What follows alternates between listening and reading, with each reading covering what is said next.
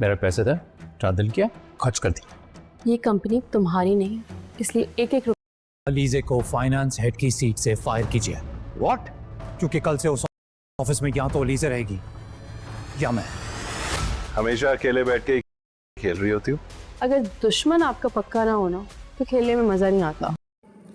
Drama serial मोहरा की next episode में हम देखेंगे कि अलीज़े सिकंदर को डांटेगी कि तुमने मेरी परमिशन के बगैर चेक कैसे कैश करवाया है, और वह सर्वर को भी कहेगी कि मैंने तुम्हें सख्ती से मना किया था कि मेरी परमिशन के बगैर किसी का चेक कैश नहीं होना। तो सिकंदर उसको धमकी देता है कि ये मेरा ऑफिस और मैं जो चाहे मर्ज़ी करूँ, जहाँ चाहे मर्ज़ी पैसा लगाऊँ, लेकिन वो कहेगी कि ये फाइनेंस वाला अपार्टमेंट तुम्हारा नहीं है और तुम इसमें से मेरी मर्ज़ी के बगैर 1 रुपया भी नहीं ले सकते।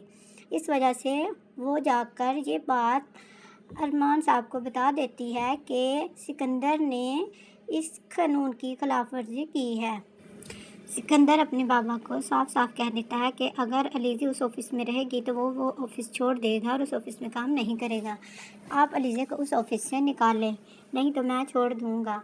दूसरी तरफ अलीज़े को फ़ोन आता है कि कोई उसके घर में उसकी तफ्तीश करने के लिए आया था, और सिकंदर साहब की नए बिज़नेस की खुशी में उसके पापा और भाई ने एक बड़ी पार्टी ऑर्गेनाइज़ की होती है और उसमें बड़े बड़े इन्वेस्टर्स आए होते हैं। उसमें सिकंदर बहुत अच्छी स्पीच करता है जो कि फरीद मियाँ को बहुत पसंद आती है और वो उससे बहुत खुश होता है, और उसकी माँ जो है वो उसको बहुत मुबारक देती है नया कारोबार शुरू करने पे, और सिकंदर की इतने कॉन्फिडेंस के साथ स्पीच करने पे उसका बाप उसको शाबाश देता है। अरमीन की बेटी दाइम से फ़ोन पे बात कर रही होती है जो कि उसकी माँ पीछे खड़ी सुन लेती है, और वो आकर पूछती है कि किससे बात कर रही हो। तो पहले तो वो झूठ बोलती है कि मेरी फ्रेंड है, तो लेकिन जब उसकी माँ को शक होता है तो वो देख लेती है और उसको सख्ती से मना करती है कि दोबारा इससे कॉन्टैक्ट नहीं करना और ना ही क्लास में इसको ज़्यादा लिफ्ट करवानी है। वो उसको सख्ती से डांट देती है, लेकिन वो दाइम को बुलाकर उसको बताती है कि मेरी माँ ने मुझ पर पाबंदी लगा दी हुई है और मैं आपको फ़ोन नहीं कर सकती। और दूसरी तरफ हनान की बीवी अपने भाई को बताती है कि वह बहुत खुश है और बहुत खुशी महसूस करती है क्योंकि हनान उसकी हर बात मानता है और किसी भी बात पर गुस्सा नहीं करता। वो चाहे उसको जितना मर्ज़ी डांट दे, जो कुछ मर्ज़ी कह दे, वो आगे से एक लफ्ज़ तक नहीं बोलता। तो उसका भाई कहता है कि मैंने तुम्हारा इसीलिए इंतखाब किया था कि ये तुम्हारी सारी फ्रस्ट्रेशन को बर्दाश्त कर सकता है।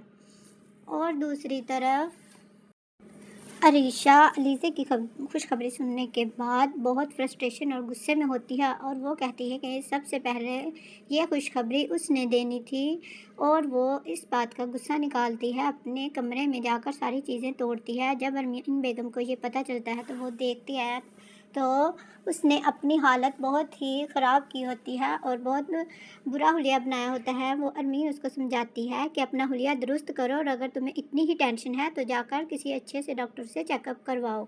और वो उसको समझाती है कि इतनी टेंशन लेने की ज़रूरत नहीं और ना ही ज़्यादा टिपिकल अनपढ़ लोगों की तरह सोचो, क्योंकि इस मामलात में ऐसी सोच का कोई वैल्यू या कोई अहमियत नहीं है और तुम्हें इस बात को समझना होगा। बजाय इसके कि तुम अपना गुस्सा दूसरों पर निकालो, अपने आप को ठीक करने पे ध्यान दो।